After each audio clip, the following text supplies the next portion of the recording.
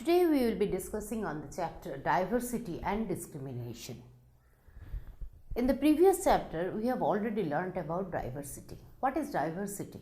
It is difference between people. That is, in one word, diversity. Now, we are coming to a new term, that is discrimination.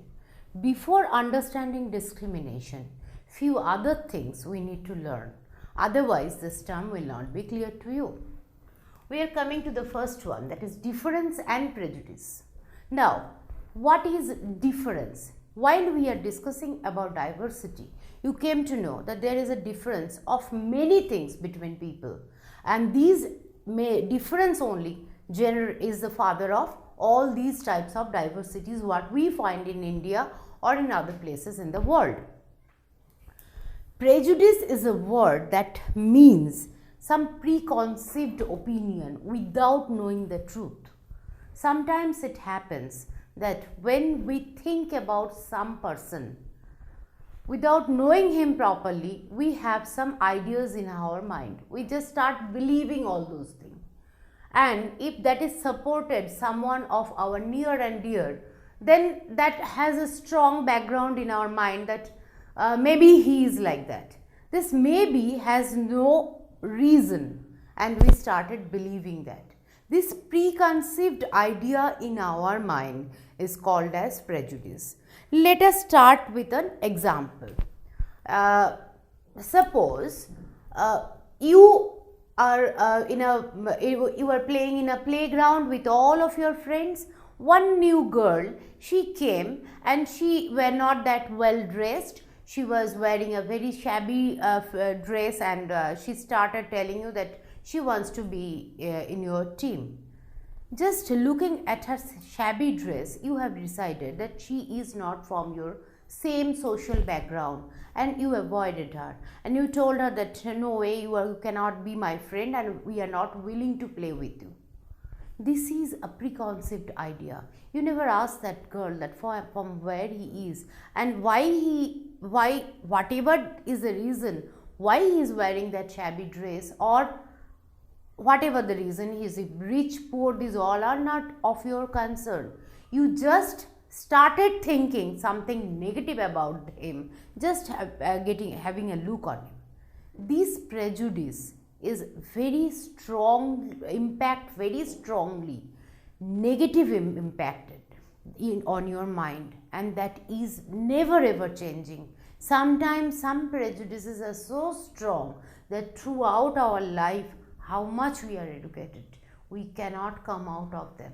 Then think about them, those who are lacking education, whatever people are influencing them, they started believing that. And these prejudices actually are the root cause for all these that violence in the society. Sometimes what we see, because we don't know, because we don't try to know, because we don't have time to know, we just have some preconceived ideas in our mind, which is actually ruining the peaceful nature of our country also sometimes. Now, why this? What is the background from where we got these prejudices? Let us discuss on that. It can be geography, it can be history. Geography, how it is geography? One girl came from northeast. You have some preconceived idea in your mind that they do this, they do that, like that. They are also a common human being like you and me. They also live a common life like all of us. Maybe their way of living is different, but it is not that they are different. They are also common human being. When I had a childhood friend who was from Manipur, and the first thing people by her look used to ask, from where you are. Because of the look, it is not for any other reason that they want to know her better. It is just for her look, that she is looking a little Mongolian. It is looking some way a little different than the places we brought up. The people are with the mixed culture with Aryan civilization the most. That is the influence of history. So the geography as well as history, the culture, the way society is developed, people are developed in that way, and that gives birth to many prejudices in our mind. Do you know we have major 8 religion? The major religions practiced in the world we have all in India. Do you know that we speak in 1600 languages and there are more than 100 dance forms, just dance forms, more than 100 dance forms. How can we think that everyone will be just like me? The way I brought up, the entire world will be like that. So there are differences, and these differences create prejudices in our mind. Strange culture, something that I never did in my life, but I see that other people, that is their culture, unfamiliar to me. I like to oppose them. That is our common mentality, the way we brought up. We feel that the one I don't know, it is the negative thing or the wrong thing. But is that the correct that education is providing us? Education is teaching us to accept everything. What has some positive value in your life, accept that positively without knowing. Rejecting something is rejecting a major knowledge from your life, which we cannot afford even. It is prejudice always judge people negatively, and as they judge them negatively, we like to see them as inferior. So the boy or the girl you are not willing to mingle because he or she is not from your community. You find that maybe you are a vegetarian and the new one in the class may be a non-vegetarian. They are bringing their food, and when you see in the lunch break, your reaction is something different. Whatever you have heard in your life, or you have never heard also, with your preconceived ideas, you started judging that particular person on its food habit, maybe on his or her way of dressing, or their mother tongue, their language, their English pronunciation. Everything matters when you are giving birth to prejudice in your mind. Often some of our prejudices are so strong that we cannot come out. Even we try, if we try also, we cannot come out. We sometimes feel that it is perfectly all right to make others also our friend, but our prejudices are so strong that in a simple blow and a very light blow also, all this whatever we thought positive, that positive thought just washed away, and we started thinking negatively again. Prejudices are giving birth to some of the stereotypes also, as we brought up. Now coming up the next topic, that is creating stereotype. What is stereotype? By the name stereotype, that is a particular impact in your mind. Boys never cry. Boys cannot cry. They are very strong and they never cry. This is a common thing that in your household you brought up with this type of some words. That how can you cry? Boys, how can you cry? You are a boy. How can you cry like that? Why? They don't have their mind. Do they have the right to express their expression? If it is that crying is a part of our human nature, then who forced you not to cry? That is a stereotype. In the other way, girls always crying baby doll. Why this type of a particular stereotype? Because boys are strong, girls are weak. Then why Indian Army these days even accepting girls in the Indian Army? PV Sindhu, the recent, I hope you know, all of you know her name. Do you think she is a very weak girl and that's the reason she is winning her medals one after another? It is not like that. We have very strong ladies also, women also. At the same time, we have very strong men also. Some few men are weak, some few female are weak. So it is not depending on either they are boy or they are girl. It is a stereotype in our mind. It is a fixed impression in our mind, and it is the way we are spreading generation after generation. When people fix into one image, that is we call stereotype. Example I have already given you. Now what is inequality? Inequality and discrimination. Now think now one after another. First we discussed about prejudice. Prejudice is something, some negative impact in your mind. This prejudice sometimes is giving birth to a stereotype image. This is good and that is bad. This good and bad, that line, prejudice is drawing that line. And the stereotypes from our upbringing, we are accepting all this in our mind, that what we supposed to do and what we suppose not to do. And that is the root cause of discrimination, the one we are discussing now, diversity and discrimination. We are different. Discrimination is a word that is actually giving some more food to the diverse, to being difference. Discriminate each other. There is a boy and a girl in a family. Both of them, they are very studious, they are good in their studies and education. One day there was some problem in a village, and the poor family, they have to decide, the poor parents, they have to decide whether they are sending the boy to the school or the girl to the school. And what they started sending the boy, because they cannot afford much, and the girl was staying back, though they both were same way they brought up, they are equal, they both were studious, but the girl kept at home to help her mother in household work, keeping that fact in mind, keeping that stereotype in mind, that after marriage this girl has to do all these works only, so it is better to keep her home. And that is the point. The family started discriminating a girl, and there the term inequality comes on. Discrimination, we can see that we are discriminated in the society. We are forcing this term discrimination in the society in various ways. We discriminate poor.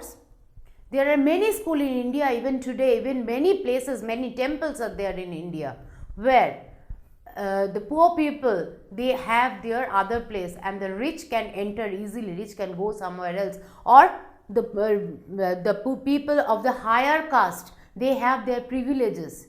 The higher caste students, places for them are different, and the lower caste student, they are sitting separately. How do you feel in your class if your place is fixed for your caste that you have no control on?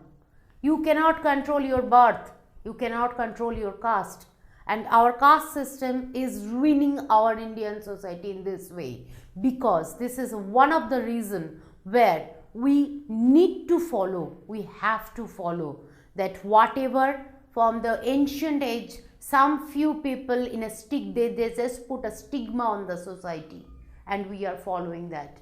The people, some of them now, though they came out, but it is after a fierce battle, we can say, the social battle. Another thing we can say, that sometimes it is even the color of skin. Do you know about the fight between South African Negroes and the white people? Yes, even in India also we experience that. The color of skin of European are different. It is different, and it differentiated, it discriminated India for a long time. What are we doing now after getting independence, after passing so many years? This discrimination is even there in the society, even today, till today. We discriminate people on their profession, the way they earn their livelihood. Some of the work, like sweeping, like cleaning the some of the manual places, or people, those who are working in the burning ghats, or we don't allow them in the society. We don't like to be friend with them. We don't like to entertain them as a human being. Sometimes we have a separate place for them.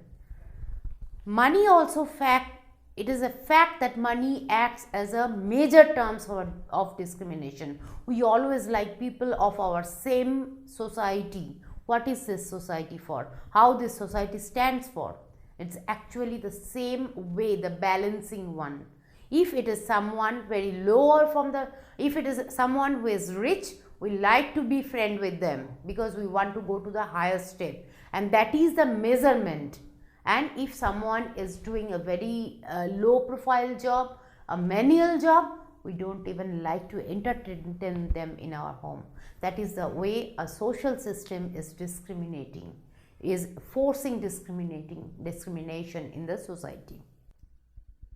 Here I want to tell you a small story. It's a story from a leader, great Indian leader. In his student life, he was a very good student, and he was traveling. He even went to Europe to complete, London to complete his law studies, and he came back as a barrister. As he was from a very lower caste. One day, along with his friends, they were all students. They were coming back to his place, and for any reason, the train was on time, but his father was late. Even the servant, both of them, they were late to come. And these boys, well dressed, they were just waiting in the station platform, and it was the time for dusk. It is almost dark, and they still they are waiting. At the time, the station master came to them and then asked them that how he can help them. He never knew that what was their caste. Before that, his behavior was completely different. It was polite, it was gentle, and he offered his help to them, and he said that as their father is not yet there, how can he help them to arrange a cart or to send them home. These boys they had money with them, so they requested that if the station master can arrange a bullock cart for them, that they can travel and they can go back to the place where they supposed to go. And if they can get a place at least where they can sit comfortably, and they can wait for their father to come to pick them up. Everything was all right till here. All of a sudden, as it was the time before independence of India, caste system was very much prominent in the society. The station master asked them what is their caste. The answer was Mahar. Mahar is a caste, those who are doing all these menial jobs, what I told you, and they are not allowed even settle in the village premises. They are not allowed to enter in the village temple. They are not allowed even sharing the same well from where the other higher castes they are taking their water. The moment the station master heard that name, the caste name, that is Mahar, he just walked off from the place, and he said that he just not responds to them anymore. These poor boys, the students, they are in their student life like you all. They are sitting quietly, they are waiting for their father to come. Some problem he never turned up. Then they tried themselves to get a bullock cart, and by the grace of the station master, within this time period, this word spread nicely that these boys are the Mahar boys, and none of the bullock cart owners, the bullock cart, those who are transporting them, they were not ready to allow them to sit in their bullock cart, because they felt that if these boys are sitting in the bullock cart, their cart even will get dirty. They are well dressed, they are enough neat and clean, but just it is due to caste. They were discriminated. They offered even double money, but even then that never works, because caste system is that much strong. It was that much strong at that point of time in India. They never got a transportation. They were waiting and waiting. This story, it is a real story from life of Dr. B.R. Ambedkar. Mahar is a Dalit, they said. Do you know what is the meaning of Dalit? Dalit means someone that is easily breakable. That is it is a local term. The meaning is easily breakable. So the caste system, they framed in a way that these people, those without whose help the society cannot run. We even need sweepers, we even need some people, those who can wash our utensils. We need people, those who can clean our clothes or whatever the dust and dirt in the society. But we consider them as lower caste, as they are opting for this type of some occupation. These Mahars were like that, and they were never allowed to enter. They never had proper education also. So these Dalit is a term that is breakable, easily breakable people. They can do anything. The higher caste people, they can do anything with this Dalit caste of people, the Dalit caste people. Now, these broken caste, that is Dalit, they don't like to be termed like that. Think some of your fault, which is not actually your fault, that being taking birth in a caste, and you are stereotyping them with a very obnoxious term that they don't like. Rather, they like the term untouchable, because people never like to touch them. Mahatma Gandhi has given a very good name for this caste. He started calling them Harijan. Do you know what is Harijan? Harijan is nothing but the man of God. Yes, they are man of God. We all are created by Him, if we believe in that way. And if it is true, how can we ignore, how can we discriminate a caste just for their job or for their birth, that they born like that? Let me tell you some few words about Dr. Bhimrao Ambedkar or B.R. Ambedkar.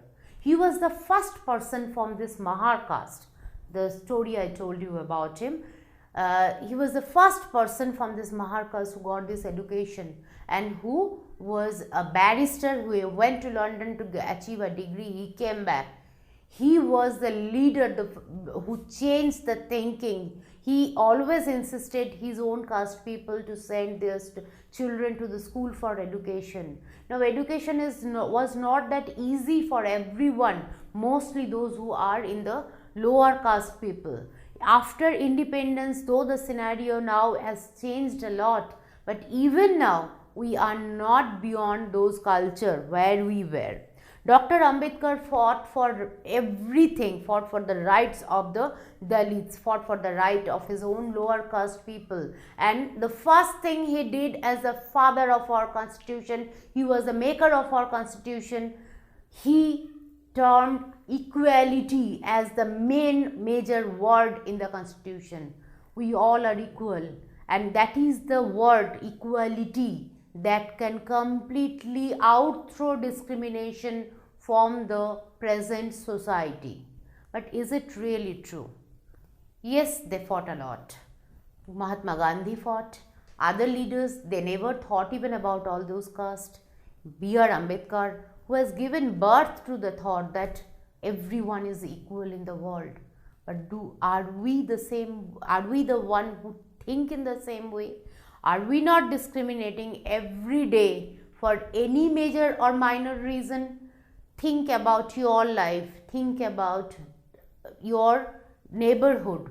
See others and start thinking about the discrimination you face in your current society. Yes, we strive for equality. Striving for equality was the main reason why Indians started fighting against British. I told you, apartheid, that is the fight between black and white, the skin color discrimination. A person who is Asian, naturally his skin color is black or brown. But the people, those who are residing nearby the Mediterranean region, their skin color is white. Europe, Denmark, Scotland, you will find all European countries or American countries will find some people, those who are with white skin color. So based on that, many places we have seen, mostly the British colonies, they started discriminating people. That was the first reason Indian people, they started fighting against British. They want equality, they wanted equality, they strive for equality. No government jobs were available for Indians, which was one reason, because the Indians, they wanted to take part in government jobs and in the administration to govern their own country. They started fighting and striving for equality. Dalit, women, tribal and many other sectors in the society, many a times we find that they started fighting, even the peasants. Now let us one after another example where these all people, they started fighting. Dalits, I told you, their caste, they never allowed to get even water from the same well. Rather, they always were provided some dirty places to live in and to get water. Even their foods also, they throw out from the higher caste. They are forced to have all those type of foods. So they started fighting for equality. under some great leader like Dr. B.R. Ambedkar. Next we are coming to women. I gave you another example for a boy and a girl who are, the girl was discriminated to go to school because of the stereotype, the prejudice in our mind that girls are confined and at home just to help in household chores, nothing else. They suppose not to go to school, what they will do going to school, because anyway they need to marry and they need to stay at home. Women started fighting for their own right at the time of First World War, when they actually came out from the domestic boundaries and they started working as men, because their main part were the male of the most of the families, they were busy fighting in some of the borders or the boundaries.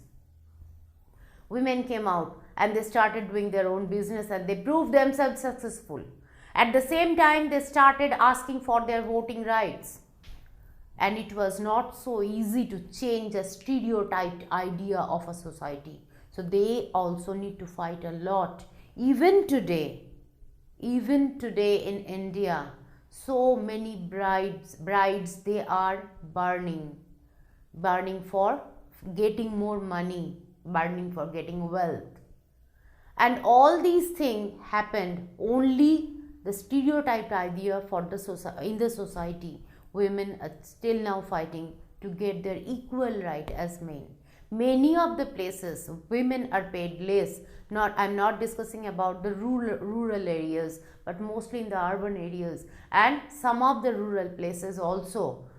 It is there is a very bad comparison of getting salary between man and women. If it is a man, he needs to earn more, and for man also it is so bad that it is fixed idea for him that he only has to go for work and has to earn money.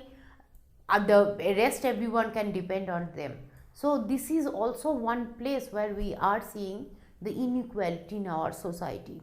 The another thing is the tribal. Yes, the tribes, we never accepted wholeheartedly the tribes in our society.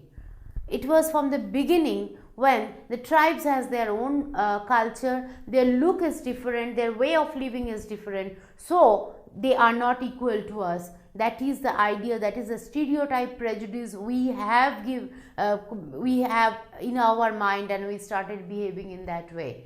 Many revolts and revolution we have seen in past in the British India to get the tribes to get their rights. The Coal Rebellion, the Santahal Rebellion, they wanted their right, their equal right from the British. Coming to the peasants, the farmers, they started fighting, even their fight for equality against their money lenders or the landlords, those who occupied a lot of land in their hand and started exploit them economically and socially too. They have a stereotype idea that these peasants, these farmers, they cannot get more than this, and this much is enough for them, and they need to live in this small economic background only.